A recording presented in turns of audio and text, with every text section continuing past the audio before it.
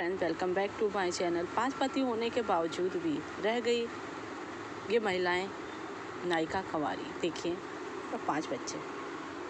महाभारत की एक ऐसी नायिका ने पूरे जीवन में कई कष्ट सहे, लेकिन वह कभी पुरुष से, समाज से नहीं डरी और अपनी एक अलग पहचान बनाई।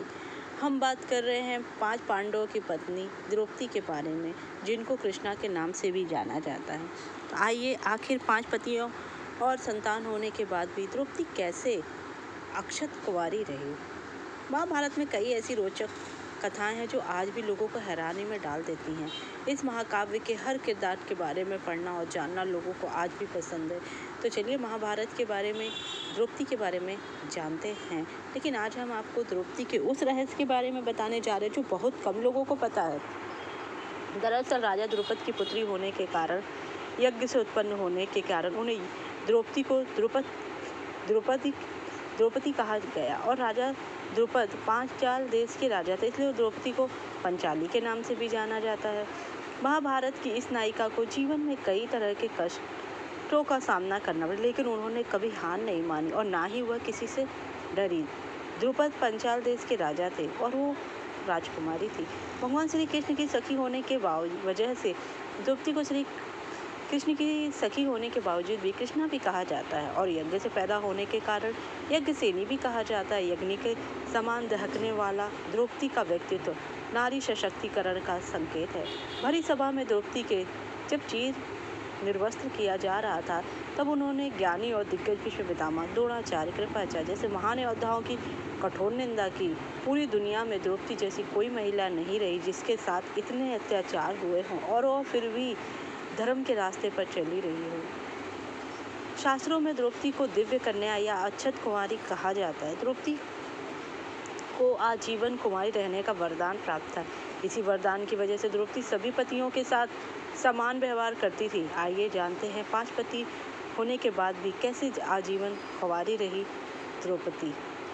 पौराणिक कथाओं के अनुसार द्रौपदी ने अपने पूर्व जन्म में भगवान शिव की तपस्या की थी। तपस्या से प्रसन्न होकर भगवान शिव ने द्रौपदी को वरदान देना चाहा। तब द्रौपदी ने कहा कि वह ऐसा पति चाहती है जिसमें 14 गुण हो। भगवान शिव ने वरदान दे दिया, लेकिन 14 गुण एक इंसान में मिलना असंभव था। जो उन्होंने कहा, वह उन 5 पतियों की पत्नी बनेगी जिसमें सभी 14 गुण होंगे। द्रौपदी को 5 पांडवों के रूप में ऐसे पति मिले जिसमें सभी 14 गुण थे। सभी श्रेष्ठ गुणवानों के साथ भगवान शिव ने द्रौपदी को एक अत्यंत वरदान दिया कि वह विवाह होने के बाद भी हमेशा कुंवारी रहेगी। वह हर दिन स्नान करने के बाद फिर से पवित्र हो जाएगी। दक्षिण भारत में द्रौपदी को काली का अवतार माना जाता है, जिसका जन्म सभी राजाओं के अहंकार को तोड़ने के लिए हुआ था। साथ ही महाभारत में भगवान श्री कृष्ण की मदद के लिए काली ने द्रौपदी का अवतार लिया था। श्री कृष्ण के बीच क्या असली था रिश्ता, चलिए जानते। महाभारत में द्रौपदी और श्री कृष्ण का संबंध मित्रता और मार्गदर्शन का था। द्रौपदी ने श्री कृष्ण को सखा और मार्गदर्शन माना था। कर्ण या श्री कृष्ण से प्रेम का कोई प्रमाण नहीं मिलता है। महाभारत यूँ तो सभी किरदारों के इर्द गिर्द घूमती है। ऐसा ही एक मिथक है कि द्रौपदी और श्री कृष्ण के संबंध को है।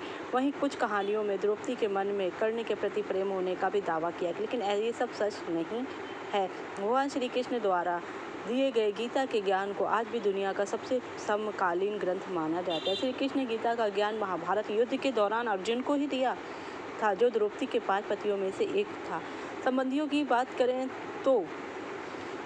तो अर्जुन की माँ और द्रौपदी की सास श्री कृष्ण की बुआ लगती थी। वहीं अर्जुन ने श्री कृष्ण की बहन सुभद्रा से विवाह किया था, जो अभिमन्यु की माँ थी। लेकिन इन रिश्तों से अलग श्री कृष्ण और द्रौपदी में एक संबंध था, वह था मित्रता और मार्गदर्शक का। युद्ध के दौरान कई जगह इस तरह की कहानियाँ आती कि द्रौपदी को कर्ण और श्री कृष्ण से प्रेम था, लेकिन यह सही नहीं है। कृष्ण और द्रौपदी को एक सखा मार्गदर्शक रूप में देखती थी। उनके साथ अपनी सारी चिंताओं और पीड़ाओं को साझा करती थी, क्योंकि वो ईश्वर हैं। अर्जुन ने भी ऐसा ही किया। द्रौपदी और श्री कृष्ण के बीच किसी प्रकार का और कर्ण के साथ ऐसा कोई रिश्ता द्रौपदी का नहीं था। ये सब मिथ्या है। इस स्वयंवर में दुर्योधन, दुशासन, कर्ण सब मौजूद, लेकिन द्रौपदी ने ब्राह्मण रूपी अर्जुन का ही वर्ण किया। इसके अलावा जुए के खेल में जयद्रथ और कीचक की असलियत घटनाओं में स्पष्ट होता है कि द्रौपदी एक बहुत सुंदर और आकर्षक महिला